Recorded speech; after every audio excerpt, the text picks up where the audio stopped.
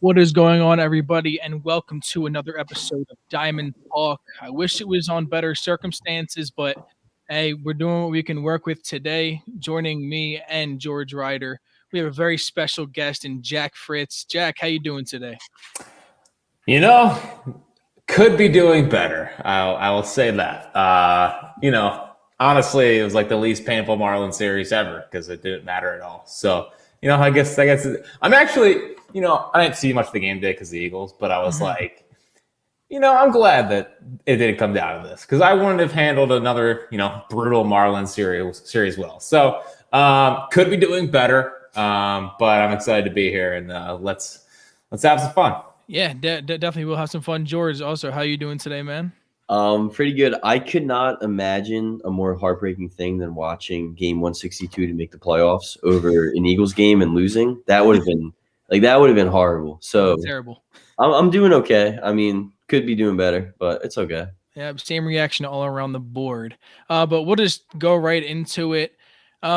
Jack, mostly asking you right here, what totally went wrong this season? The season was filled with ups and downs, a lot more downs, and we know this team isn't necessarily good, but why didn't this team make the playoffs? What was the main reason to you? I mean, it was almost all facets of the game. It wasn't like one thing killed them. Like people love to bring up the bullpen. It's like, yeah, I mean, I get it that they blew 34 saves or whatever. And, of course, had to set a major league record. But like, I didn't feel like the bullpen was like a total disaster. Like I definitely thought they were bad. I thought like last year's was worse. And I don't know. I thought the bullpen was fine. Obviously, the numbers bear out that they weren't. But I never felt like they were terrible. But again, that wasn't good. The lineup wasn't good. Like they would kind of have a little bit of a run there. I mean, who could forget the 8 straight games where they scored 7 runs or more, and like Torres is batting in the 6th hole. It's like, well, this isn't gonna last. Yeah. And then you had the rotation, which is fine. But Nolan took a huge step back. Kyle Gibson sucked, after his first 3 starts. Wheeler was great, but then other than that, it was like, okay, this is good, not great. Yeah. And then the defense was terrible. I mean, they weren't really good at anything, and yet they were kind of in until the end. So it's one of those years that I don't know what to make of it. It should have made the playoffs. I think. I think if some of those games go the other way, they weren't good, but they definitely weren't terrible. So. Yeah. Great spot to be in. What a blessed time it is. I think it's definitely something to move forward with. I'm not with the people that are saying blow the team up. And I've seen a lot of different tweets and just all over social media like, hey, maybe we should get rid of even guys like Bryce and Zach Wheeler and really just fully rebuild this team. I'm definitely nowhere near that point. I'm definitely a lot more excited than I was at the start of this year. I think it'll go a lot better. I honestly, in the beginning of the year, I didn't see the Phillies even doing this well. So the fact that they did, is it because they were in a bad division? Possibly. Does that seem to happen these past couple of years with these Philadelphia sports teams? Yeah, kind of. But I think it's something to build off of, and I think that we will be better in the future. And that defense, Didi Gregorius has frustrated me this year. Has frustrated me. Well, it's not even that. It's like, and this is no fault of his own, but McCutcheon's not athletic anymore. He can't get to anything. Odubel's always been bad at defense. It just felt like whenever they needed that big kind of defensive play, they would kind of not show up. So, Bohm obviously was a disaster. But yeah, I don't know. Because it's like what top, are they good enough to compete in the NL East? Sure. The NL East isn't that great. The Braves should be better next year with Acuna coming back and that kind of stuff. So I guess we're reassessing if they're good enough to compete for a division. That's a bad division. Yeah, they're in that mix and make some good, smart moves this offseason, and he could be in there. I think what frustrates people is they don't see this building towards a championship contender, like a real championship contender. And you're kind of stuck in what the Sixers were pre-process, which was like, oh, sweet, we can be a 7 or 8 seed. Yeah. So it's I think that's where people's frustration comes from. But I'm more on your side where listen, I don't need to blow the whole thing up. No. I think they have some high-end pieces. The reality for me is that it's going to take, I think, 2 years really to kind of get some more influx of talent in the system. I think Brian Barber is phenomenal, and I think you've seen through his 2 drafts that he's got some high-end talent in here. It's just going to take a little while for those guys to come together. So, it's weird. It's weird because I feel like they're moving in the right direction, but it's just going to take a little bit longer because things take forever in baseball. Like literally everything. The games are 162 games. There's 3.5-hour baseball games, and it takes a while to rebuild. So it might take a little bit longer, but I'm okay with where the team is at. I agree. Yeah, there's one guy that a lot of people in this fan base kind of want to blow into the sun. Aaron Nola, very shaky this year. 4.63 ERA, 180 innings. He had the lowest walk rate of his career, also the highest ERA since 2016. Very inconsistent the last few years since that Cy Young season, which is awful to see. You hate to see it. But do you think the Phillies do look for a possible trade for Nola? I mean, I know it's kind of I don't see it happening really. I know they need outfield help. I know they need bullpen help. But is Nola, with his contract being pretty well with money, is that one of the options to look for a trade for Nola?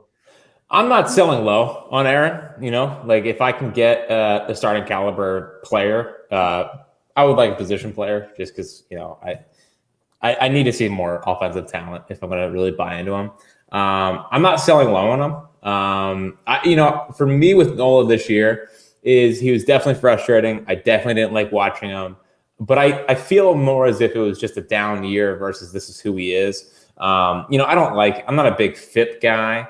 But like his FIP was way lower than his ERA. And I do kind of think that if he can fix the 0-2, 1-2 hanging curveball mistakes, I think his ERA is way lower. And I think his numbers overall look way better. And I think that if you have a better infield defense behind him, I think that looks way better. So I think it was one of those years that just everything went wrong for Nola. I think it was a lot of bad 0-2 hanging curveballs that he wishes he could get back. And I think if you kind of fix that this offseason, you'll see a better Aaron Nola. He got a ton of strikeouts this year. That wasn't a problem. It was just he never seemed to get the out that he needed. Like he would navigate his way through games, but he always had that back-breaking hit against him. So that was frustrating, but I'm not selling low. I mean, the contract's a steal. So, unless you can get an impact bat or even some impact prospects, I'm not really in the camp of moving on from Aaron. Yeah, and something else with Aaron Nola, too, is his value is now at an all-time low. Before, his value was much higher, and with this down season, a lot of other teams aren't going to be wanting to give up as much as they were before. So right now, trading him at this point, value's low. I don't think we can get that much. But I don't know. It's not something that I'm looking forward to. I would not want to get rid of Nola, even trying to take bias out of the equation. I think Aaron Nola still has it in him, and I agree with you. I just think it could have just been a bad year. I'm not at the point where I'd want to say that I wouldn't want him in Philadelphia anymore. I definitely would like to see him back. He'll improve. Aaron Nola's type of guy where I know he's frustrated with how this season went. He's gonna be in the offseason, try and get better. He's gonna come back and try and get back to that 2018 third in Cy Young level. If he gets anywhere close to that, that's a great number 2 right there. That would be a great number 2. At least he's not the ace, so we don't have to worry about the whole melting down every game he pitches bad, saying, "Oh, he's not an ace." He's not. You win. But that doesn't mean that he's a bad pitcher. And I think he just had a down year. So he's not an ace. We get it. You win. But it doesn't mean that he's some bad pitcher. Yeah, that, and in the beginning of the year, I would not stop fighting about how Aaron Nola was an ace. I'd be all over social media Nola is our ace. 1A, 1B. Yeah, 1A, 1B. Yeah. I have admitted over the past couple months that no, he is no longer an ace, but man, was I fighting for him earlier this year. That is all I would talk about was Aaron Nola being an ace. But someone else, kind of just a diamond in the rough, really, that came out of nowhere. I don't think any of us really expect him to be this good as a starter. But Ranger Suarez, he ended the year with a 1.36 ERA in 106 innings. A historic season for a reliever turned starter. What do you see Rangers' ceiling being next season after showing up in 2021? Do we expect him the same as we saw this season? Do you think he'll still be a starter? Will they move him back? What are your overall thoughts on Ranger Suarez next year? Because he had a pretty dominant season in both roles. Well, he won't do what he did this year. Right. listen, a 1.37, and like I think he had like a 1.8 as a starter, or maybe it was a story. Yeah, it was like the lowest since like Bob Gibson. Yeah, I don't think he's gonna do that again. But like for me with Ranger is worst case scenario is he's gonna be able to guy that's gonna be able to take down some innings for you, and I think pitching to a 3 ERA next year sounds about fair as a starter. I would say between 3 and 3.5. But I gotta say, like, I want to see what he can do in a playoff game. Like, he just seems like a guy that it's like I can just already picture like Joe Buck and it's a game 6 and like Ranger Suarez is on the mound and like he goes like 7 shutty and it's just like. He just reminds me so much of John Lester, a guy that's going to come in. He's going to attack hitters. Lester had a better curveball, but I think that Rangers changeup and fastball combination is something that Lester didn't totally have. So, but just from a moxie standpoint, he seems really confident, and it just feels like he's going to get the job done on most nights. So, expecting him to pitch to a 1.8 or 1.5 again is way too much. But I think that they stumbled upon a guy that is going to give them, that's going to keep them in ball games, win a lot of ball games, and I think is going to pitch big games for them. And being able to unearth that in a season where Spencer Howard turned out to be the worst, is actually a win. It's like Andre Dillard being terrible, and you find Jordan Mailata, Yeah.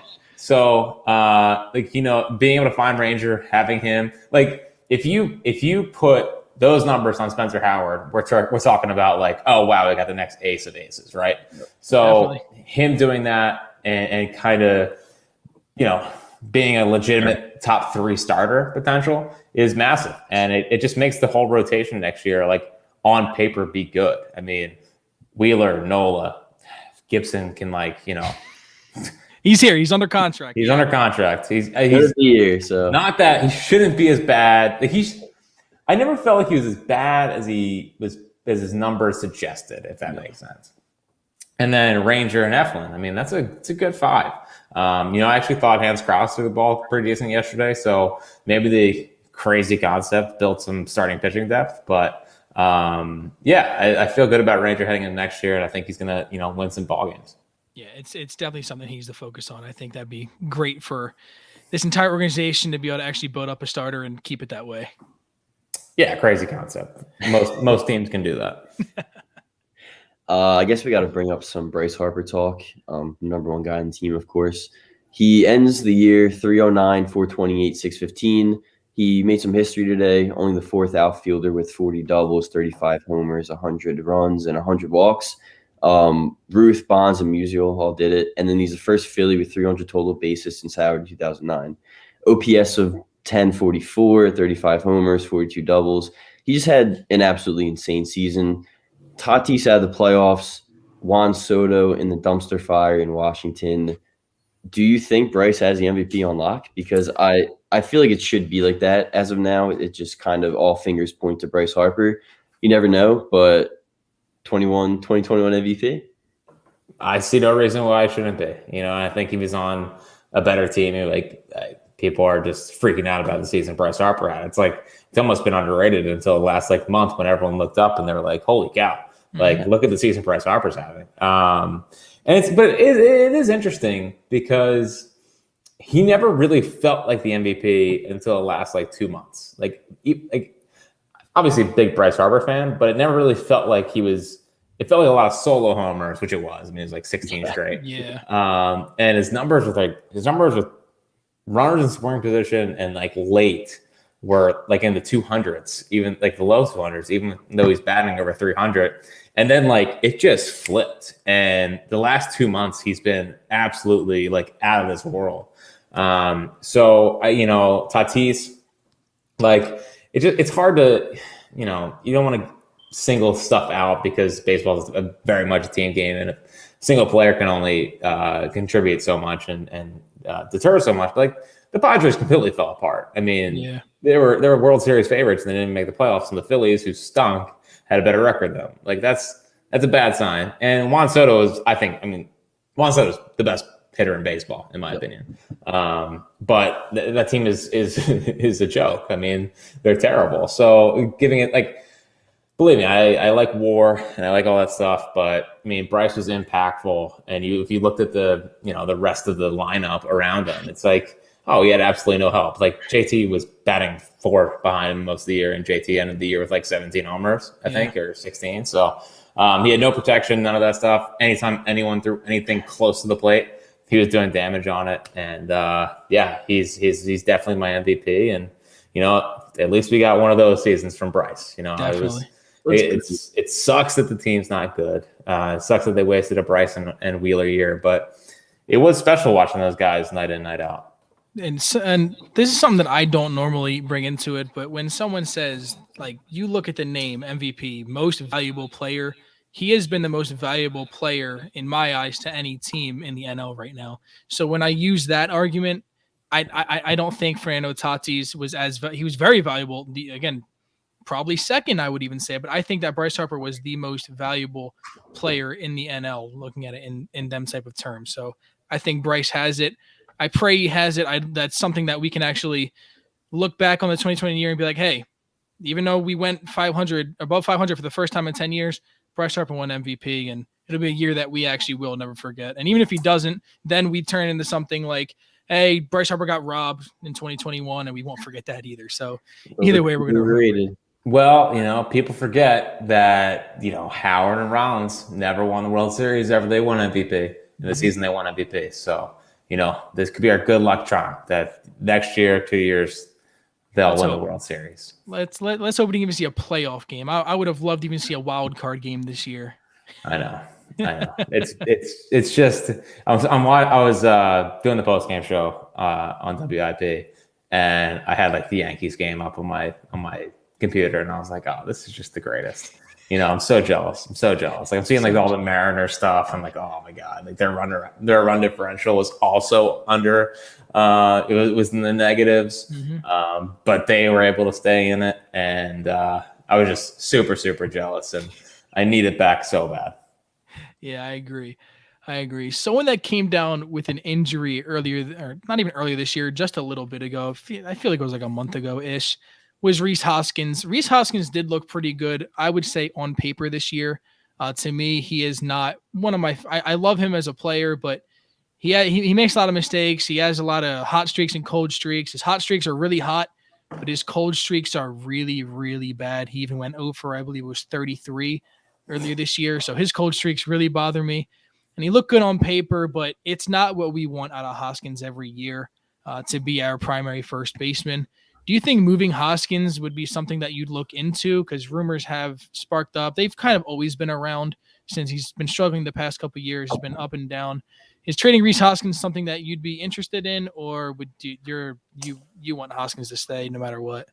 I mean, I guess if Bohm had a better year, I'd feel more comfortable doing it. But I actually thought that this is the most consistent Rhys had been. Obviously, the offer was brutal. But other than that, like I do think that he did put it together for the most part of this year, and I didn't really notice the huge swings. So I actually felt good about Rhys. And I think if Rhys, was healthy, I think they make the playoffs. They never really had that extra thumper behind Bryce that could kind of drive the runs in. Yeah. I mean, Rhys was their number one RBI guy by a landslide when he got hurt. So, he was a productive player for this team, had a lot of big hits. And, even like with a torn whatever he had, I mean, he still had the big home run. Yeah. I think it was the Rays series. And then the next day he was done for the year. Mm-hmm. So he consistently produced, and I wouldn't trade him. Like if Bohm was playing a little bit better, I would consider it. But with the DH coming next year, hope maybe it doesn't, like Rhys Hoskins isn't going to kill you. Right. I would like for him to be like the third most impactful batter in my lineup, not the second. When you're talking about RBIs and stuff. So I think there's a good player there, and I'm good keeping Rhys for the time being. Okay. All right. And George, what are your thoughts on Rhys Hoskins? Is that something that you would want to look into? Is trading him, or do you think keeping him would be better for the long run? I'm not trading Rhys, but that is also the fact that Alec Boehm had a very down year, and obviously you have a lot of talk about Boom can't play third. Like, he's not going to be good defensively. You have to move him to first eventually, even a DH. This isn't the year to trade Rhys Hoskins, especially if you do get a DH implemented somehow, some way. They finally open up, but I'm not looking to trade Rhys. No. Yeah, and that also kind of brings up when the DH hopefully does come next year. I don't see why it wouldn't, but I also said that about this year. When that happens, say Rhys goes to DH and Bohm plays first, or vice versa, either way, we kind of have a hole at the third base position. Do you think that's something that we would target in the offseason, or do you think we kind of somehow have a guy on the roster that would just keep that job? Because I don't think Torreyes is going to be our long-term option. I love Torreyes. Sure. Hey, we love Toe. We love Ronald Torreyes, but I'm not sure if I'm not sure if he's long-term option. If you do, hey, I'm not going to blame you there. But do you think that's something that we're going to look for in the offseason, or because I don't think there's anyone really in the farm system either to bring up? Yeah, I mean, unless I wonder if they would bring Stott up and play him at third, because Didi is their shortstop. Like, nothing is moving him off shortstop. Don't say it again. Don't say it. He's got owed $14 million next year. One more year. I just want to eat that $14 million. I don't even care. Yeah, well, I think the owner cares a little bit, but I think he does. Yeah.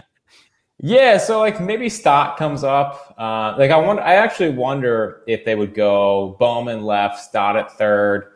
I don't know who they signed to play center field. I just hope it's not Odubel again. I mean, go get Buxton. Yeah, I mean, Buxton would be incredible. He has I think a year left after this year, so he'd play next year in a contract year. But yeah, or like Mark Kanya, I've always loved. Mm-hmm. Or like Kyle Seager's a name who should be relatively cheap. I don't think he's going to cost a ton next year, but he was pretty productive out with Seattle this year, and it plays Gold Glove caliber third base. So yeah, third base it would be massive. It's definitely not Ron Torreyes. I mean, I'm cool bringing him back. I think he batted like 500 with the bases loaded this year, and like 300 with the runner scoring position, and like never got a hit in any other scenario. So it sunk his overall numbers. But and I would actually consider bringing Freddie back too if he wanted to be a role player. But yeah, I actually think Bohm plays left next year, and if they wanted to get crazy and just the thing I'm worried about is I think the luxury tax is going to drop from like 200 something to 180. And I don't see them continuing to try to go over that. So if they decide to go cheap, McCutcheon's money's coming off the books, Odubel's coming off the books, stuff like that, it's fine. But if they don't want to exceed 180, then I think it could be kind of a youth movement, and we could have a Stott at third and Bowman left field kind of year next year. I'd love Stott being called up. He absolutely tore it up in the minors this year. Even when he got called up to AAA to play like 7 games, he still batted over 300 with a homer and like 2 strikeouts to like 7 walks in just that amount of games. He tore it up all year, all last year too. So I think Stott, and he can play third base. He can do it. He's also a really good defender. But yeah, this team defensively, especially on the infield, is really worrisome. Having reset first, Gene Segura, I mean, he's playing second base, so you can't really. It's kind of hard to be bad at second base in this league, being a Major League Baseball player, and then having Didi at short, who's really bad in Bohm. We need some sort of good defense there. So I think Bryson Stott would add on really well to that. Yeah, I mean, I guess I've been burned by prospects so much in the past where I'm just worried about him. Mm-hmm. But I mean, his main thing coming out of college was his hit tool. It's funny, like I remember like watching him and just reading stuff. Post draft, and I was like, oh, he's just good at everything, but not great at anything. Mm-hmm. And he's kind of bared that out through his minor league career. It's like good hitter, some good power, smart baseball player, plays good defense, but is probably not plus at anything. But at this point, I'll take that. So, I think it's funny. Offensively, it reminds me actually a lot of Cesar. And Cesar is decent major league player. And I think if you looked at Cesar's stats and put him on Bryson Stott for like a career, I think you'd actually be pretty happy with it. Except for the 1 year when Cesar just tried to hit homers all the time. Oh, that was frustrating. That's like, what are you doing? Like, just get on base. That's what you've done for your whole career. Like, relax, Cesar. Yeah. And he made like a lot of bad base running mistakes. So if you get like a good, smart version of like Cesar, I think that's actually a win. So I'm definitely excited for him. Seems to control the strike zone well. Seems to know when to attack, know when to try to launch. And I just remember in spring training last year, like he was striking out a ton, and people were like way down on him. But if you actually like watch the at bats, it was like, oh, this guy knows what he's doing. Yeah. So I'm excited for him. I definitely am. Me too. Dombrowski came out, no shocker, said Joe G will be back next year. A lot of people have criticisms about Joe Girardi. Back and forth this year, a lot of terrible decisions. This year, is it a make or break year for Girardi? Because if we go through the same exact thing we went through this year, it's just like the same pattern, just like we did with Gabe Kapler. Do you think this is a make or break year for Girardi, or you think this is more of like a go ahead, you got it, long term type of thing? Well, it's a contract year. It's his last year of his deal. The thing that's going to be interesting is if they extend him, just so that he's not like a lame duck manager. Mm-hmm. Like in 2017 with McCannon, they extended him. It didn't matter because they fired him anyway, but just so that the players knew that he was going to at least be there, they gave him a contract extension. So I think next year should be make or break. I mean, I don't know how you can sit there and blame Gabe for Septembers in the past and then have the same exact thing happens with the same core with the winning manager and not think about moving on. Now, the thing that's going to make it interesting is they moved on from Joe Dillon. They moved on from Juan Castro. The additions that they make to the staff, are they going to make a difference? And are they going to get more out of these players? And if they don't, and Girardi had a lot of influence in that, then I think it's like, okay, well, what exactly are you good at? Yeah. Now, the Girardi thing's tough because I think he was terrible this year, but I also don't think he had much talent to deal with, which is the problem. So I'll give him a pass, I guess, for the first half where it was like, oh, we got a double switch all the time. It's like, no, you don't. He's like, I understand, like you're back in the NL, but like, relax, pal. So, I just felt like, but like the thing that also kills me is it seemed like every decision he made that was like a key part of the game, it backfired. And like, that can't happen again. I swear it can't happen again. Like every move he made last year backfired. Every big decision. So, if that kind of water finds its level, I guess, you hopefully see a better thing. But like, he's just been so woefully disappointing in his first 2 years. And it's just like, I don't expect it to get any better. I expect them, honestly, I expect them to win in spite of Joe Girardi on most nights. Yeah, that's probably exactly what I would say. And just like you kind of brought up earlier, this was actually be the next topic, was hitting coach Joe Dillon and infield coach Juan Castro gets fired. Do you think that is for the better of the team? I know I saw a couple of your tweets earlier, but what are kind of your thoughts on them two being let go? And you think it's more beneficial? Yeah, I mean, Juan Castro, I don't really know what he did. I mean, the defense. It's mostly focused more towards Joe Dillon. Yeah, like Joe Dillon. Every young hitter that came up would come up and they'd be great. They would like, oh wow, Nick Baton's a guy. Oh wow, Luke Williams is a guy. Oh, Alec Bohm, he's our future. Oh, Moniak was doing some good things in AAA.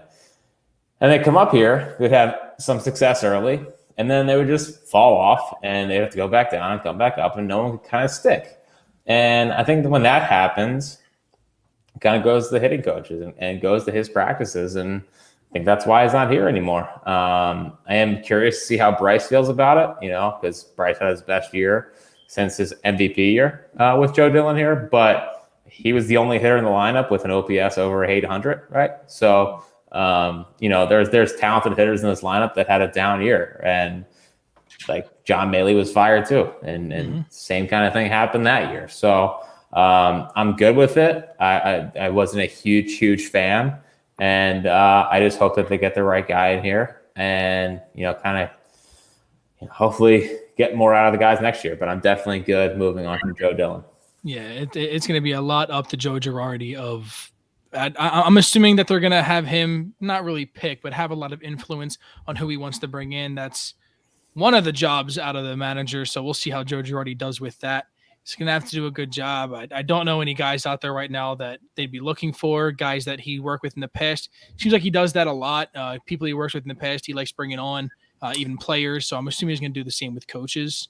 Well, the one name that is interesting is Dante Bichette. I think he wanted him to be the hitting coach actually. But Joe Dillon, no, he wasn't under contract. But regardless, I think maybe the front office might have pushed Joe Dillon or whatever. I know that Girardi had kind of liked Dante Bichette in the past. So, I think that's a name to look at. If the Nationals clean house down there, which I don't think they're going to do, but Kevin Long was his longtime hitting coach with the Yankees. And so, I mean, those are two names I think that could, be considered. But they talked today about how they want kind of a blend guy of the analytics and old school stuff. So we'll see. But I think those two are ones to look for sure.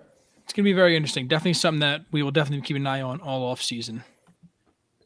Yeah, and looking into next year, playing a little GM, I guess. What are you doing next year to at least push this team into not just like a division title? Obviously, this division's very weak, and it's probably not going to get much stronger next year with Acuna coming back, and you don't know what other teams are going to do, really. What are you doing to push this team to the playoffs? Whether it's bring back Neris, whether it's looking ahead towards some free agents that you have an eye on, what are you doing to figure out this whole situation?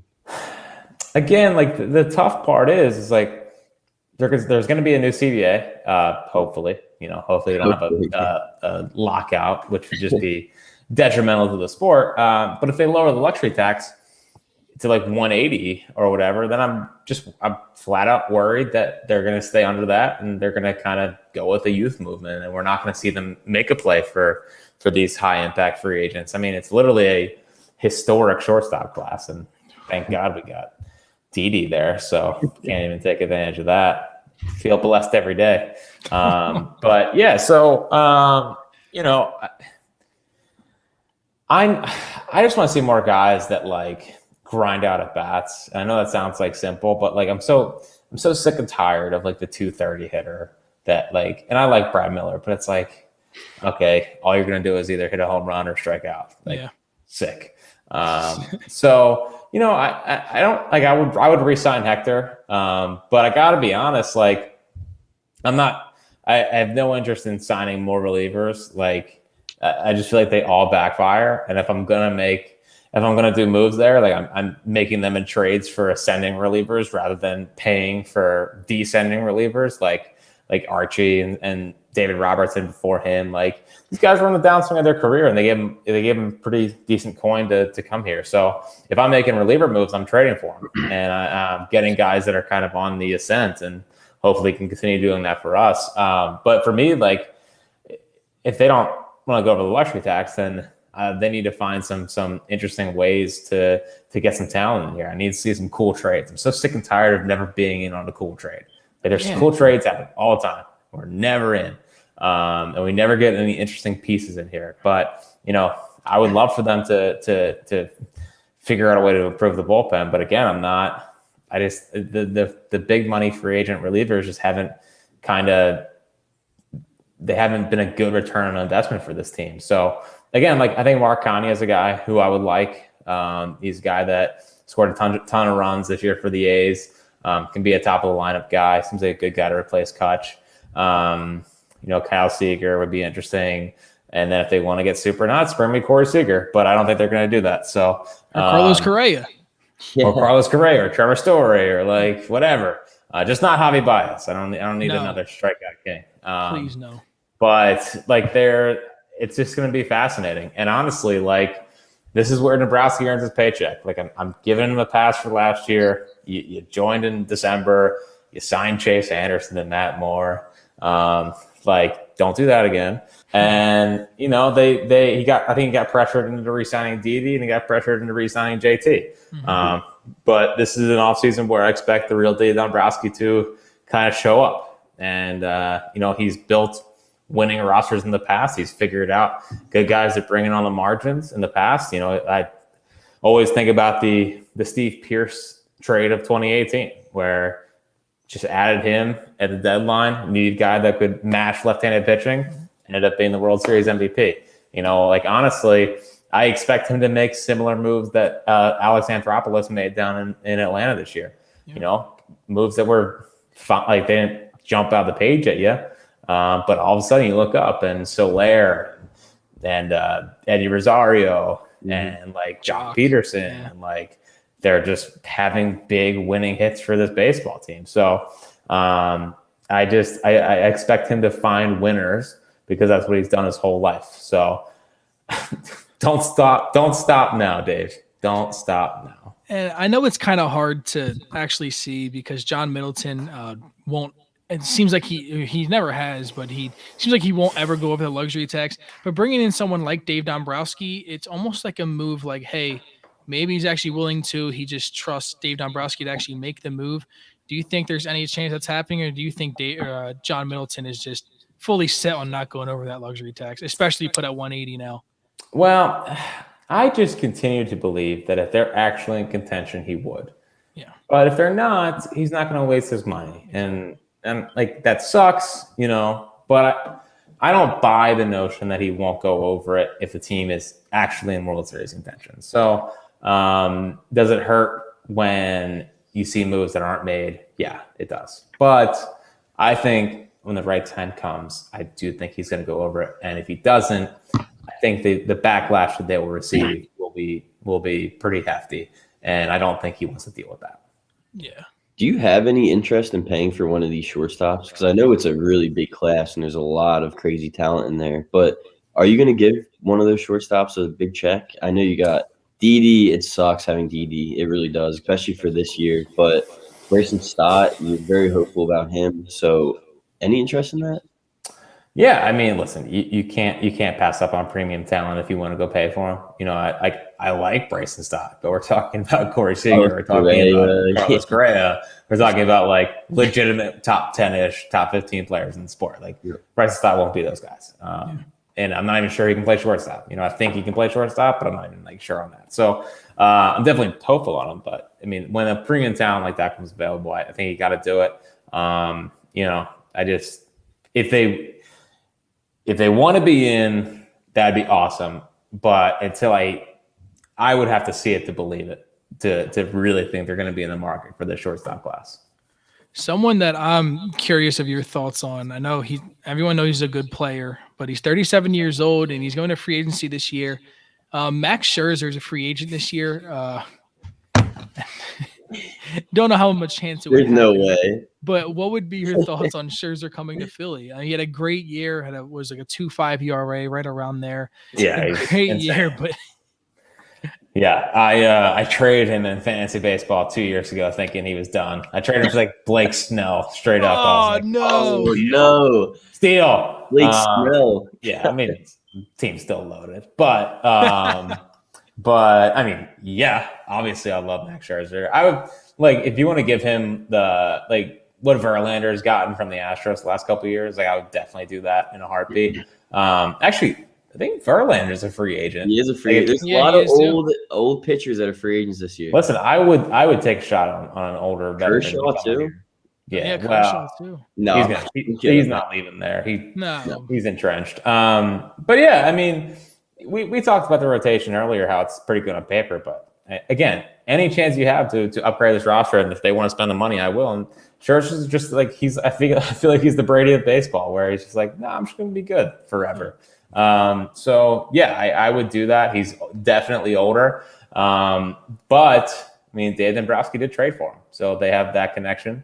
I think it might have been his first trade. No, one of his first trades as the Tigers president. I guess the one question there would be, is Girardi managing him, or does he get Joe Girardi fired for what he did earlier this year? I actually totally forgot about that moment. What a season. What a season. Long season, man. Sure was. It actually was. Like going from 60 games to 162 again, it was like, oh my God. Like it feels like Bryce broke his face 2 years ago. And seriously. Like it doesn't feel like it was the same year. Yeah. No, totally. One last. Do you have any more questions, Jeremy? Well, I kind of want to ask him about this postseason. Who do you kind of have, as not really favorites, but who would you want to keep on going deep? Who could you see as World Series matchup? Kind of just the postseason in general. What do you think is really going to happen? Do you think Gabe's going to do it?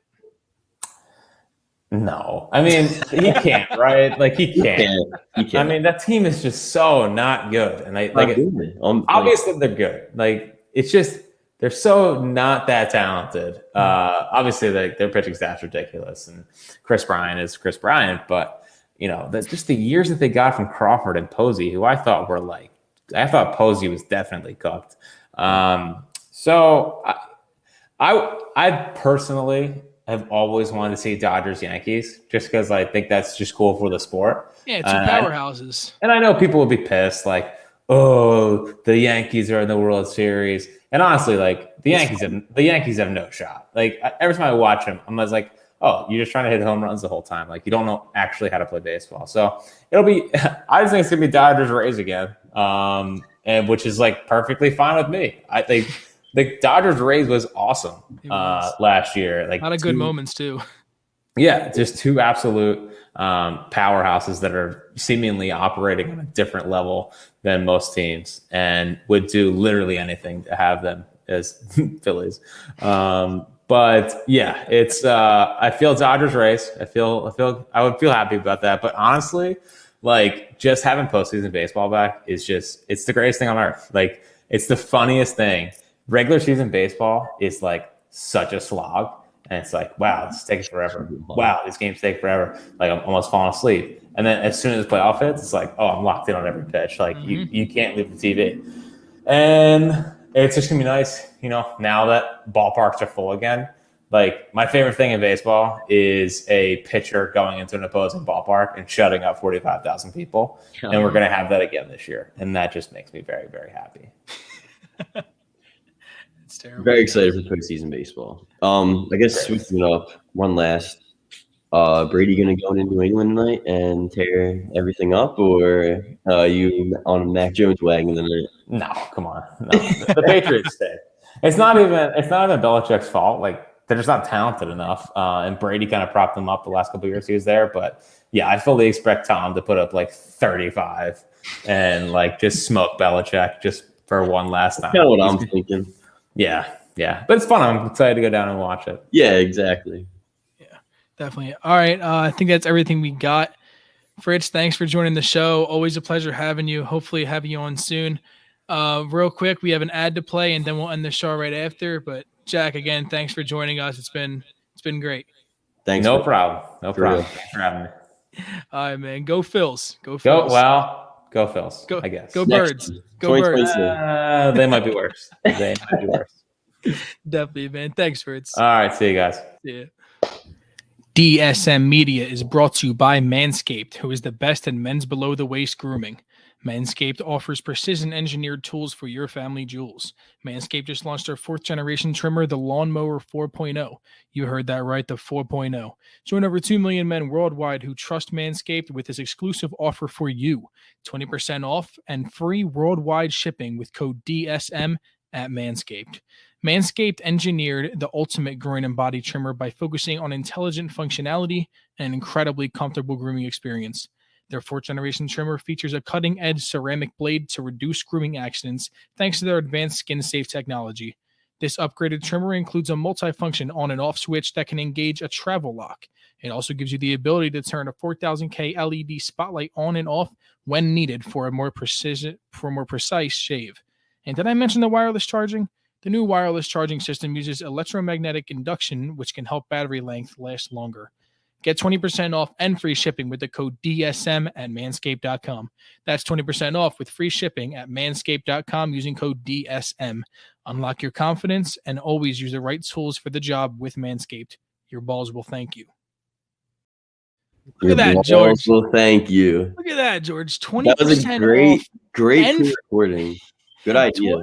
20% off and free shipping for Manscaped, just using code DSM. It's a no-brainer. No-brainer. But again, Fritz already out, but great show with Fritz over there. Always a pleasure having him. Hopefully having him on again soon for some off-season episodes. Diamond Talk isn't done. No. Don't think just because the Philly season's over, we're done. We are continuing, still going live every Thursday at 3:30.